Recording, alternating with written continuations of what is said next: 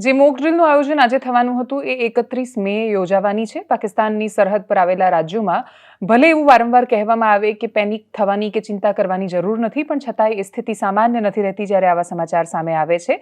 એ બધાની વચ્ચે પીઓકે પર વારંવાર આવતી ટિપ્પણીઓ દેશમાં સૌથી વધારે ચર્ચાનો વિષય બની રહી છે. નમસ્કાર, આપની સાથે હું દેવાંશી. આ બધું જ કહેતા પહેલા ફરી એકવાર તમને એટલા માટે યાદ કરાવું કેમ કે પહેલગામના આતંકવાદીઓ આપણે હજી સુધી નથી પકડી શક્યા. ઓપરેશન સિંદૂરનો જેટલી તીવ્રતાથી અને આક્રમકતાથી રાજનૈતિક ઉપયોગ થઈ રહ્યો છે, એટલી જ તીવ્રતાથી શું એ પ્રતિશોધ લેવા માટે અથવા એ જવાબ મળશે આપણને ક્યારે, એ પ્રશ્નનો જવાબ હજી શેષ છે. ઓપરેશન સિંદૂરમાં હજી આગળ વધતા એક ભાવનાત્મક સંદેશ આપવાનો વધુ એક પ્રયત્ન કરતા સિંદૂર પણ ઘરે ઘરે મોકલવાનો પ્રયત્ન કરાશે. આ બધું જ જ્યારે થશે ત્યારે શું પાકિસ્તાન પર એની કોઈ અસર થવાની છે? એક છે ભાવનાત્મક વાતાવરણ ઊભું કરવું અને એક છે ખરેખર ફરક પડવો. એ ખરેખર ફરકમાં પીઓકે શું કામ ખૂબ ચર્ચામાં છે. સૌથી પહેલા સિવિલ ડિફેન્સ અને મોક ડ્રીલની વાત કરીએ. મોક ડ્રીલની જાહેરાત થાય, બ્લેકઆઉટ માટે તૈયાર રહેવાનું છે એવું કહેવામાં આવે. સરહદી વિસ્તારના જે પણ જિલ્લાઓ છે ત્યાં કલેક્ટર આવીને વિડીયો બનાવીને એ એલાન અને જાહેરાત કરી દે કે તમારે તૈયાર રહેવાનું છે. અધિકારીઓ પણ સામે આવી ઘોષણા કરી દે કે તૈયાર રહેવાનું છે અને પછી અચાનક જ સમાચાર આવે કે મોક ડ્રીલ પોસ્ટપોન કરવામાં આવી છે, 31 મેના દિવસે યોજાશે. આ મોક ડ્રીલ કદાચ સામાન્ય મોક ડ્રીલ હોઈ શકે, પરંતુ છતાંય એ સરહદ પર રહેતા સામાન્ય માણસોના માનસ પર બહુ મોટી અસર કરતી હોય છે. આ બધું જ થતું હતું ત્યારે રાજનાથસિંહ એવું બોલ્યા કે પીઓકે તો આપણે ગમે ત્યારે લઈને રહેશું. આ પ્રકારના રાજનીતિક વારંવાર આવેલા નિવેદનો પછી એક એવો ઘટનાક્રમ સર્જાય કે જેમાં સ્થિતિઓ ભારતના પક્ષમાં હોય. જો ભારત ઈચ્છે, યુદ્ધ કોઈ નથી ઈચ્છતું ને યુદ્ધ કલ્યાણ લઈને દરેક વખતે નથી આવતું, આટલી સાદી સમજણ મોટા ભાગના લોકોમાં છે. પણ જ્યારે સ્થિતિ યુદ્ધની થઈ જાય ને તમે રણ મેદાનની વચ્ચે ઊભા હો ત્યારે તમે પાછું પગલું ભરો ત્યારે એ પ્રશ્નો છૂટી જતા હોય છે કે શું તમે ફરી એકવાર એવા મોકાની તલાશમાં કે પ્રતીક્ષામાં છો કે ફરી કશુંક થાય ને અમે પ્રતિકાર કરીશું. રામભદ્રાચાર્યજીના આશ્રમમાં એમના દર્શન કરવા માટે ગયા હતા આર્મી ચીફ, અને એમણે જ્યારે પ્રશ્ન કર્યો અને એ બંને વચ્ચેનો જે સંવાદ સામે આવ્યો એમાં સ્વામીજી એમને એવું કહ્યું કે દક્ષિણામાં તમે મને પીઓકે આપજો. આ રીતે પીઓકે હવે કોમન ચર્ચાનો વિષય બન્યો છે. દેશના માણસો એવી અપેક્ષા રાખીને બેઠા છે સેના પાસે કે ઓપરેશન સિંદૂર તો એનો કોઈ મતલબ નથી થતો. ઓપરેશન સિંદૂરનો મતલબ થાય છે અને અમે આટલું કર્યું એ સરકારે સાબિત કરવા માટે ખૂબ પ્રયત્ન કરવો પડે છે. અને એના અંતે જ્યારે જોઈએ તો એ જવાબમાં પીઓકે મળે તો જ આપણે યુદ્ધ લડ્યા અને જીત્યા એ પ્રકારની સ્થિતિ દેશના મોટા ભાગના માણસોમાં ઊભી થઈ ગઈ છે. એનું કારણ છે એના પહેલા કરવામાં આવેલા રાજનૈતિક પ્રચારો. એવા પ્રચારો કે અત્યાર સુધીની સરકારો સાવ નિષ્ફળ હતી અને અમે જ છીએ જે પાકિસ્તાનને એની ઓકાત બતાવી શકીએ એમ છીએ. પાકિસ્તાનને ઓકાત ભારત 1947 થી બતાવતું આવ્યું છે. એને ઓકાત બતાવવાની હવે એટલે બહુ જરૂર નથી, કેમ કે જે ઓલરેડી નગ્ન છે એની નગ્નતા તમે કોની સામે પ્રદર્શિત કરશો? આખી દુનિયા જાણે છે પાકિસ્તાન વિશે અને પાકિસ્તાનની સ્થિતિ વિશે, અને એટલે જ એની કોઈ ચર્ચાનો વિશેષ અવકાશ ન હોવા છતાં ડિપ્લોમેટિક રીતે આપણે એ વાત દુનિયા સામે પહોંચાડવામાં પણ સંઘર્ષ કરવો પડી રહ્યો છે. એમાં એ રાજનૈતિક ઘટનાક્રમો અને તસવીરો સામે આવી રહી છે. શશી થરૂર કોંગ્રેસના નેતા ભારતીય જનતા પાર્ટી તરફથી નહીં પણ દેશની સરકાર તરફથી પોતાનો પક્ષ મૂકવા માટે ગયા છે. ઓલ પાર્ટી ડેલિગેશનનો હિસ્સો છે અને અલગ અલગ જગ્યાએ ઇન્ડિયન પર્સપેક્ટિવ, ભારતીય દ્રષ્ટિકોણ મૂકી રહ્યા છે. એમાં એમણે પાકિસ્તાન સંદર્ભે વાત કરી કે આ તો એ ભારત છે, આ હવે જૂનું ભારત નથી, આ નવું ભારત છે, અને એ ઘરમાં ઘૂસીને જવાબ આપે છે. એ પ્રકારનો એક સંદેશ એમાંથી જતો હતો. સ્વાભાવિક છે કે આ વાત કોંગ્રેસ માટે એટલા માટે સાનુકૂળ નથી કેમ કે કોંગ્રેસે એવો પ્રયત્ન કર્યો આખા મુદ્દાને ડિજિટલ મીડિયા પર એ રીતે લઈ જવાનો, સોશિયલ મીડિયા પર એ રીતે મૂકવાનો કે લોકોને ઇન્દિરા ગાંધી યાદ આવવા જોઈએ કે જ્યારે જરૂર પડી અને તકલીફ પડી ત્યારે ઇન્દિરા ગાંધી હતા જેમણે પાકિસ્તાનના ભાગલા કરી દીધા. પણ આ મામલામાં ભારતીય જનતા પાર્ટી ફેલ ગઈ. આ વાત એક બાજુ કોંગ્રેસ આ નેરેટિવ દેશની અંદર મૂકવાનો પ્રયત્ન કરે છે ત્યારે જ્યારે શશી થરૂર આ પ્રકારનું સ્ટેટમેન્ટ આપે તો એ ખૂબ બધા પ્રશ્નો ઊભા કરે છે ઇન્ટરનલ કોન્ફ્લિક્ટ પર. ઓપરેશન સિંદૂરના ખૂબ બધા ફાયદા છે. આપણે પાકિસ્તાનને એવી જગ્યાએ ઘા કર્યો છે જ્યાંથી એને બહાર આવતા ખૂબ લાંબો સમય લાગવાનો છે, પણ છતાંય દેશની સામાન્ય અપેક્ષાઓ પ્રધાનમંત્રી પાસેથી કંઈક બીજી છે, અલગ છે. અને એનું કારણ માત્ર ને માત્ર પ્રધાનમંત્રીના ભાષણો અને જે રીતે રાજનૈતિક મેસેજ વારંવાર આપવામાં આવ્યા હતા એ છે. તમે જ્યારે બોલો કંઈક અલગ અને જ્યારે તમારા પર આવે જવાબદારી લઈને બેઠેલો માણસ એ સરળતાથી દેશને યુદ્ધમાં નથી ધકેલી શકતો.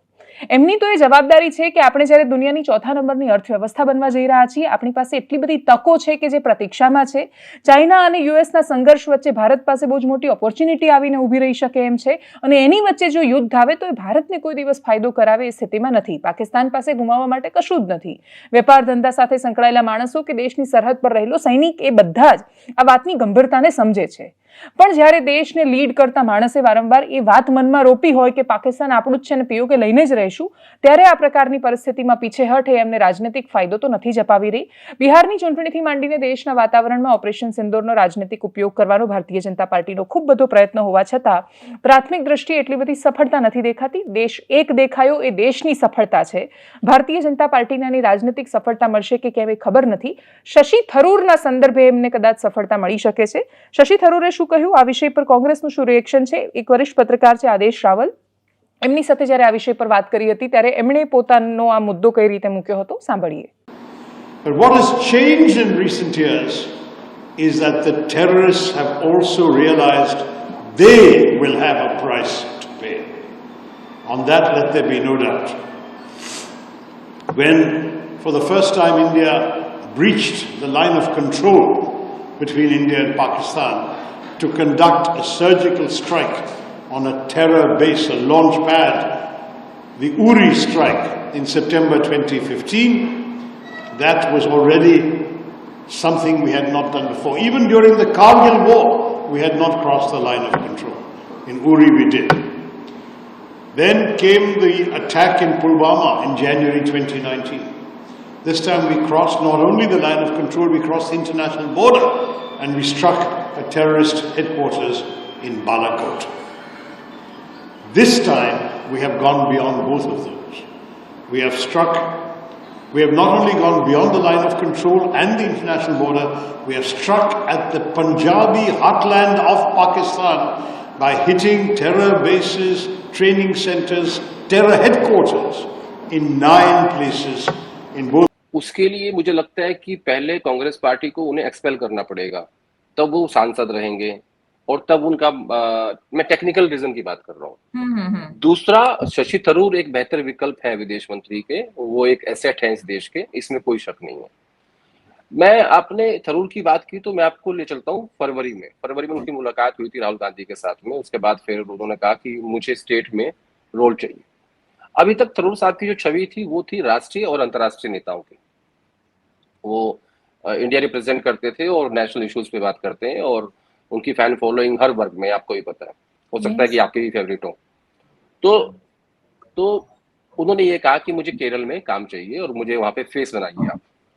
अब केरल में प्रॉब्लम ये है कि रमेश चन्नीथला, वी.डी. सतीशन और ओमन चांडी और अब के.सी. वेणुगोपाल, प्रियंका गांधी, ये सब अब केरल से हैं.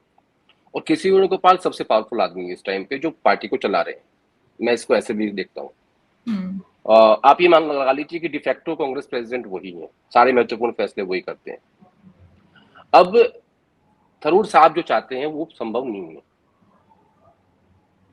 तो कुछ दिन पहले जब केरल में अडानी साहब थे, प्रधानमंत्री थे, केरल के मुख्यमंत्री थे और वहां पे थरूर भी थे, वहां भी प्रधानमंत्री मोदी ने संकेत दिया था कि आज कुछ लोगों के पेट में दर्द होने वाला है कि मंच पे कई लोग, हम लोग इकट्ठा बैठे हुए हैं.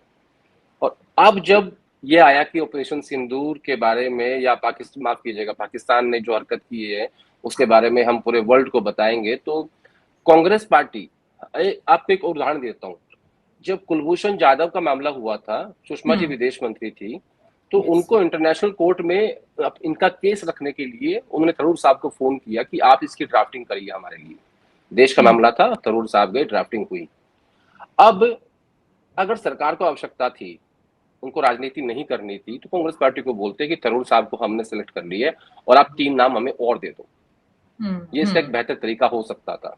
लेकिन क्योंकि वो जानते हैं कि थरूर साहब जो है वो कांग्रेस पार्टी की दहलीज पे खड़े हुए हैं, वो कभी भी उसको पार कर जाएंगे, तो इसीलिए उनको मुझे लगता है कि पैम्पर कर रहे हैं अभी. और केरल चुनाव क्योंकि अगले साल है, तो आने वाले दिनों में आपको बहुत सारी चीजें देखने को मिलेंगी इनको इनसे रिलेटेड, ऐसा मुझे लगता है. मतलब अभी पिक्चर शुरू हुई है. अभी तो आप પણ ઓપરેશન સિંદૂરની વાત અને ભારતીય જનતા પાર્ટીનો વૈચારિક કોન્ફ્લિક્ટ માત્ર આટલી વાત સુધી પૂરતો નથી, સીમિત નથી. ભારતીય જનતા પાર્ટીની પંચનિષ્ઠા એવું તમે ભાજપની ઓફિશિયલ વેબસાઇટ પર જઈને વાંચશો તો તમને 5 મુદ્દા દેખાશે કે કઈ 5 એવી ફિલોસોફી છે જેમાં ભારતીય જનતા પાર્ટીનો ભરોસો છે. ભાજપ એટલે શું, એ દેશને શું આપવા માંગે છે, તેમની પંચનિષ્ઠા છે. પહેલી છે રાષ્ટ્રવાદ, રાષ્ટ્ર પ્રત્યે એમની નિષ્ઠા. બીજું છે લોકતંત્ર પ્રત્યે નિષ્ઠા. ત્રીજી છે કે ગાંધીનો સમાજવાદ, અને એમાં એ કહે છે કે શોષણ મુક્ત અને સમતાયુક્ત સમાજ. ચોથું છે સર્વધર્મ સંભાવ, પોઝિટિવ સેક્યુલરિઝમ, અને પાંચમું છે વેલ્યુ બેઝડ પોલિટિક્સ, મૂલ્ય આધારિત રાજનીતિ. આ 5 મુદ્દાઓમાં લોકતંત્ર પ્રત્યે જો નિષ્ઠા છે તો પછી કાનૂન અને કાનૂનનું ઇમ્પ્લિમેન્ટેશન બધા માટે બહુ અલગ કેમ છે? જો દેશનું કાનૂન દરેક માટે સમાન છે તો એને લાગુ કરવાની પદ્ધતિઓ કેમ બદલાઈ રહી છે? કોની સામે ફરિયાદ થઈ રહી છે અને કોણ ફરિયાદ કરવા વાળું છે? એના આધાર પર શું કામ માત્ર પોલીસ નહીં, ન્યાયતંત્ર પણ શું કામ એ વાતને એ રીતે જોવા માંડ્યું છે? પ્રેશર કઈ રીતે કામ કરી રહ્યું છે એ ઘટનાને સમજવી છે. 28મી મે મધ્યપ્રદેશમાં વિજય શાહ મંત્રી, જેમણે કર્નલ સોફિયા કુરેશી માટે જે રીતે બેફામ વાણી વિલાસ કર્યો હતો ને એના પછી એમણે માફી માંગી હતી ને હાઈકોર્ટે સુઓ મોટો લીધો ત્યારે તો ફરિયાદ દાખલ થઈ મધ્યપ્રદેશમાં. એટલી ગંભીર ઘટનાના કેસમાં સુપ્રીમ કોર્ટમાં આખો મામલો ગયો અને પછી એમણે કહ્યું કે તમે એસઆઈટીનું ગઠન કરો અને તમે આ વિષય પર તપાસ કરો. વિજય શાહ હજુ મંત્રી છે, વિજય શાહ હજુ જેલમાં નથી ગયા, એમના પર ફરિયાદ થઈ છે, એસઆઈટીનું ગઠન થયું છે અને 28મી મે એસઆઈટીએ પોતાનો રિપોર્ટ આપીને એવું કહ્યું છે કે હજી તો અમે બહુ પ્રાથમિક જાણકારીઓ ભેગી કરી શક્યા છીએ, અમારે આમાં સમય લાગશે, અને એટલે જુલાઈના બીજા અઠવાડિયા સુધીનો એમણે સમય માંગ્યો અને કોર્ટે કહ્યું કે ઠીક છે, હવે સીધું જુલાઈના બીજા અઠવાડિયા પર મળીશું. એ વાત આખી લંબાઈ ગઈ છે. સમાંતરે એક ઘટના જે અલી ખાન મહેમૂદાબાદની થાય છે, પ્રોફેસર છે અશોકા યુનિવર્સિટીના, એમણે એક પોસ્ટ લખી હતી ને એ 2 પોસ્ટ, એટલે જે વિજય શાહ બોલ્યા એ અને અલી ખાને લખ્યું એ બંનેની સરખામણી તમે કરશો તો તમને સમજાશે કે વિજય શાહ જે બોલી રહ્યા છે એ પ્રાથમિક દ્રષ્ટિએ ખૂબ અપમાનજનક છે અને આવું ક્યારેય સહન ન થઈ શકે. અલી ખાન મહેમૂદાબાદ જે બોલ્યા છે બધું જસ્ટિફાઈ થઈ શકે એમ નથી, પણ છતાંય ક્યાંય એ વાત નથી આવતી કે જેના કારણે તમે એવું કહો કે તમે એમની BNS 152 એમના પર લગાવવામાં આવ્યું છે. રાજદ્રોહનું નામ બદલીને આપણે BNS 152 કરી દીધું. સ્થિતિઓમાં બહુ વિશેષ ફરક પડ્યો નથી. આ પ્રકારની કલમ જ્યારે કોઈ એવા માણસ પર લગાવવામાં આવે કે જે વ્યક્તિ પોતાનો અભિપ્રાય સોશિયલ મીડિયા પર મૂકી રહ્યો છે અને એના પર આટલી ગંભીર સ્થિતિ પેદા થાય ત્યારે એ ખૂબ પ્રશ્નો ઊભા કરે છે. એમને ઇન્ટરીમ બેલ તો મળી, પણ એના પછી જે સતત આર્ગ્યુમેન્ટ સામે આવી રહી છે, દેશભરમાં જે લખાઈ રહ્યું છે, જે બોલાઈ રહ્યું છે, મોટાભાગના લોકો એવું કહી રહ્યા છે કે એમના પર જે રીતે ફરિયાદો થઈને પછી હરિયાણા પોલીસે જે રીતે એસઆઈટીનું ગઠન કર્યું અને જે દિશામાં તપાસ કરી કે એમના પૂર્વજના ઘર પર જઈને એમનું લેપટોપ લાવવાની વાત કે પછી એમના પત્નીના બેંક એકાઉન્ટ છે એને કનેક્ટ કરવાની વાત, મંત્રી વિજય શાહ સામે આ પ્રકારની કોઈ કાર્યવાહી નથી થઈ. એકનું નામ વિજય શાહ છે ને એકનું નામ અલી ખાન છે. માત્ર આ 2 શબ્દોથી આટલો બધો ફરક કેવી રીતે પડવો જોઈએ? અને જો આટલો બધો આ ફરક પડે છે તો આ પોઝિટિવ સેક્યુલરિઝમ કેવી રીતે છે? આ લોકતંત્રમાં નિષ્ઠાનું ઉદાહરણ કેવી રીતે છે? જો ભારતીય જનતા પાર્ટી જે 5 પંચ નિષ્ઠાની વાત કરે છે એ લાગુ કરવામાં ભારતીય જનતા પાર્ટીના જ નેતાઓને એમણે ભેગા થઈને કરેલી આ ફરિયાદ છે ને એટલા માટે આખું આ કનેક્શન બીજેપી સાથે જઈ રહ્યું છે. યુનિવર્સિટીના વાઇસ ચાન્સેલર્સ છે, એમણે મોટાભાગે પત્ર લખ્યો અને પત્ર લખીને એવું કહ્યું કે અલી ખાન મહેમૂદાબાદે જે કહ્યું છે બધું જ અયોગ્ય છે ને એમની સામે કાર્યવાહી થવી જોઈએ. આવું વાઇસ ચાન્સેલર્સ એટલે લખે છે કેમ કે છેલ્લા કેટલાય સમયથી જેની પણ સરકાર આવી અને પ્રયત્ન કર્યો કે એ એજ્યુકેશનમાં વિચારધારા આધારિત ભરતીઓ કરે. વીસી એવા જ હોવા જોઈએ જે ભાજપની અને સંઘની વિચારધારાના હોય. વિચારધારાના આધારે વીસી કોંગ્રેસ નહોતી કરતી એવું નથી. કોંગ્રેસ પણ પોતાના જ માણસોને રાખતી હતી, પણ સ્કોલર રહેતા હતા. માત્ર એ આંધળું અનુકરણ કરે છે અને માત્ર એ આજ્ઞાંકિત છે કે પછી એ થપ્પો મારી શકે છે એટલી લાયકાત પૂરતી નથી હોતી આ પ્રકારના પદ માટે. અને માત્ર મોટા ભાગે એ બધી વાતોને કન્સિડર કરીને જ્યારે તમે આ મૂકવા માંડો ત્યારે એક બૌદ્ધિક અધપતન થતું હોય છે દેશની સંસ્થાઓનું, કે જે એ નથી સમજી શકતા કે વિજય શાહ સામે ફરિયાદમાં જે રીતે લૂપહોલ્સ છોડવામાં આવે છે અથવા એમને જે રીતે બચાવવામાં આવે છે એ રીતે અલી ખાન સામે અલગ પ્રકારની કાર્યવાહી થઈ રહી છે. આ બંને ઘટનાઓમાં જે ભેદ અને ડિફરન્સીસ સામે આવી રહ્યા છે, ખૂબ બધા પ્રશ્નો કરી રહ્યા છે કે જો તમે સત્તાથી અસહમત છો તો એનો મતલબ તમે દેશદ્રોહી કેવી રીતે થઈ ગયા? પણ આ ઘટનાઓ આટલે પૂરતી રોકાશે અથવા માત્ર એક જ સરકાર આ કરશે એવું એટલા માટે તથ્યની જેમ નથી લાગી રહ્યું, કેમ કે દેશમાં જ્યારે નવી સરકારો આવી છે એમણે પોતાની જૂની સરકારોને હંમેશા સારી કેવડાવી છે. મોટાભાગે ઇતિહાસ એવો રહ્યો છે અને એટલા જ માટે જે ભવિષ્યમાં કોઈક બીજો નેતા કે બીજો કાર્યકાળ આવશે બહુ સારી વાતો લઈને આવશે એવું આશાવાદી રહેવું અલગ વિષય છે અને હકીકતમાં એ સ્થિતિને જોવી અલગ વિષય છે. આગળ વાત કરીએ ગુજરાત પબ્લિક સર્વિસ કમિશનની. ફરી એકવાર એક બ્લન્ડર થયું, ફરી એકવાર એક ભૂલ એમનાથી થઈ. નાયબ ખેતી નિયામક ક્લાસ 1ની એક્ઝામ હતી અને જે લેવાઈ ગઈ હતી રવિવારે. બીજી પરીક્ષા લેવાવાની હતી મદદનીશ ખેતી નિયામકની અને આ પરીક્ષા એમણે પોસ્ટપોન કરવી પડી. લેવાઈ ગયેલું પેપર એમણે રદ કરવું પડ્યું. કારણ શું છે? એક બુક છે ફંડામેન્ટલ્સ ઓફ એગ્રીકલ્ચર વોલ્યુમ 1 અને વોલ્યુમ 2. આખું પેપર, મોટા ભાગનું પેપર એમાંથી જ પૂછાયું.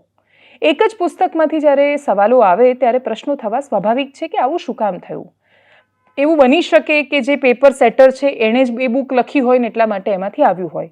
ઘણા બધા વિદ્યાર્થીઓએ અભ્યર્થીઓએ એ પ્રકારનો તર્ક આપ્યો કે ભાઈ સિલેબસમાંથી તો આવ્યું છે ને, ભલે કોઈ એક પુસ્તકમાંથી આવ્યું છે. મોટાભાગે પ્રશ્નો સિલેબસમાંથી જ આવતા હોય છે, પણ આ પ્રકારે થાય ત્યારે એક વિશાળ અન્યાય થતો હોય છે કે એક જ વિષય પર કદાચ અનેક પુસ્તકો લખાયા હોય, ઘણી બધી રેફરન્સ બુક હોય, પ્રશ્નો જ્યારે એક જ પુસ્તકમાંથી પૂછવામાં આવે ત્યારે એ અન્યાયની ભીતિ થતી હોય છે. પ્રશ્ન એક ઘટના પૂરતો સીમિત નથી. પ્રશ્ન એ છે કે જીપીએસસીમાં વારંવાર આવું થઈ શું કામ રહ્યું છે? જીપીએસસી પર આની પહેલા પણ આક્ષેપો થયા છે. બહુ દૂધે ધોયેલી સંસ્થા રહી હોય એવું અમુક અપવાદોને બાદ કરી અમુક વર્ષોને, તો એના સિવાય જીપીએસસી કંઈ એના પર થતા આક્ષેપોથી પર નથી રહી.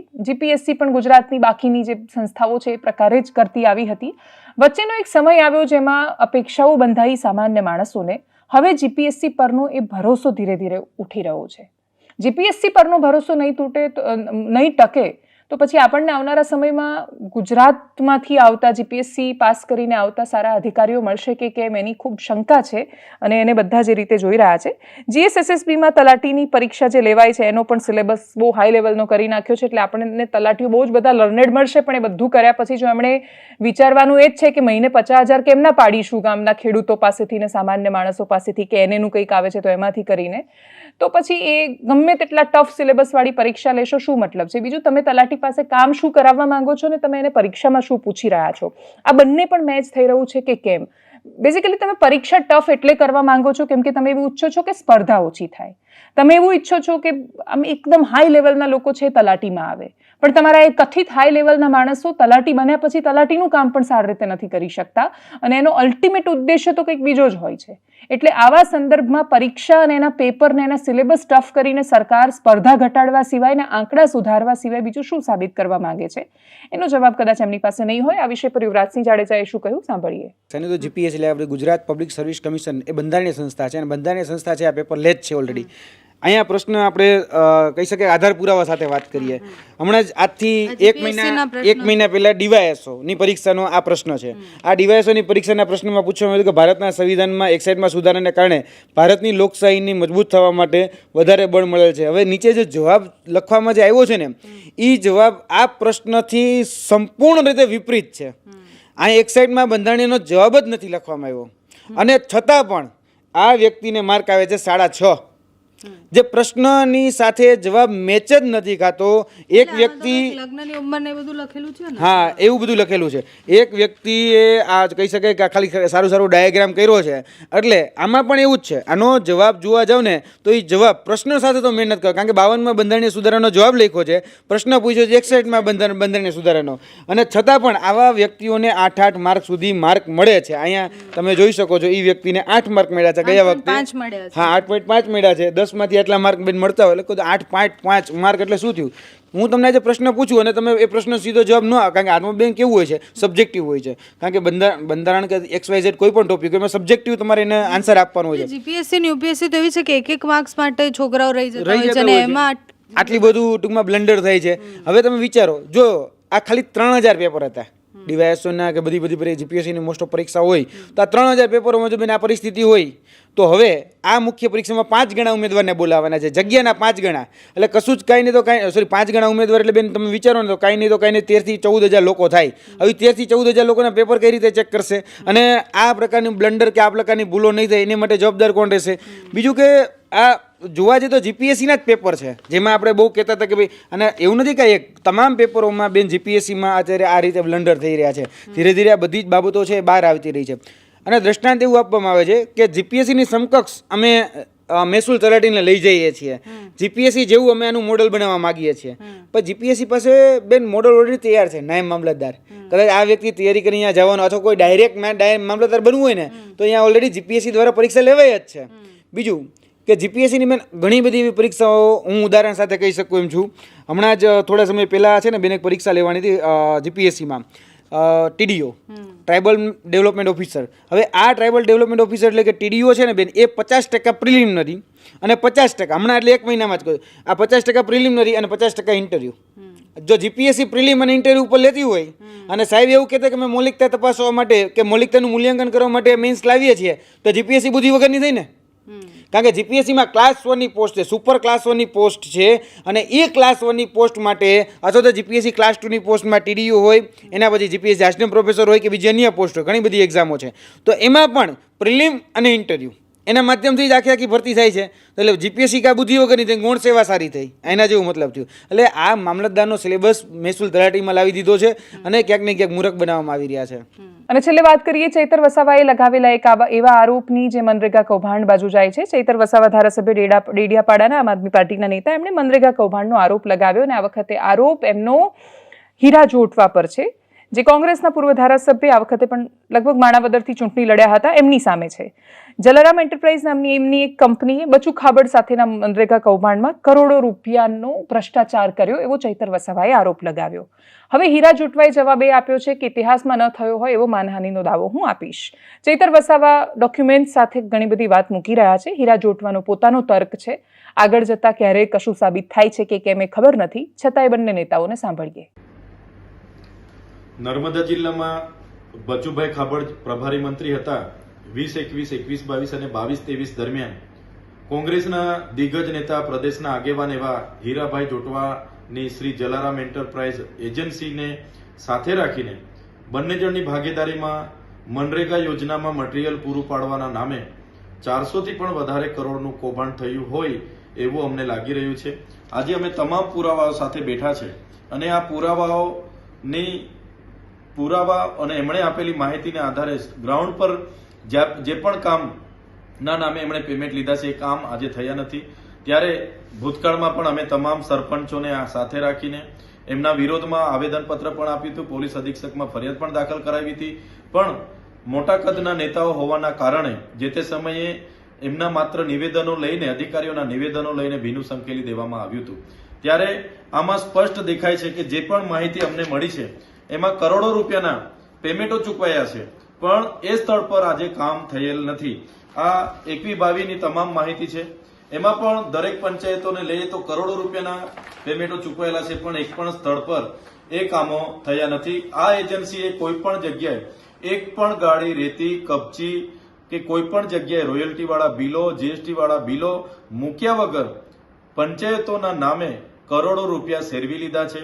સરકારને અમારી વિનંતી છે કે આ એજન્સી શ્રી જલારામ એન્ટરપ્રાઇઝની જે પણ કામગીરી નર્મદા જિલ્લામાં થઈ છે એની જો તપાસ કરવામાં આવે તો 400 કરોડથી પણ વધારે કૌભાંડ બહાર આવે એવું છે. અત્યાર સુધી લોકોને માત્ર એવું હતું કે રાજ્ય સરકારના મંત્રી બચુભાઈ ખાબડ જ મનરેગા કૌભાંડમાં ઇન્વોલ્વ છે, પણ ટ્રાયબલ વિસ્તારના દાહોદ, ભરૂચ, છોટાઉદેપુર, નર્મદા, તાપી તમામ જિલ્લાઓમાં કોંગ્રેસના દિગ્ગજ નેતા એવા હીરા જોટવા એની પોતાની એજન્સીઓ અને ભાજપના લોકો સાથે મળીને ભાજપ કોંગ્રેસ ભાઈ સાથે મળીને કરોડોના કૌભાંડો કર્યા છે.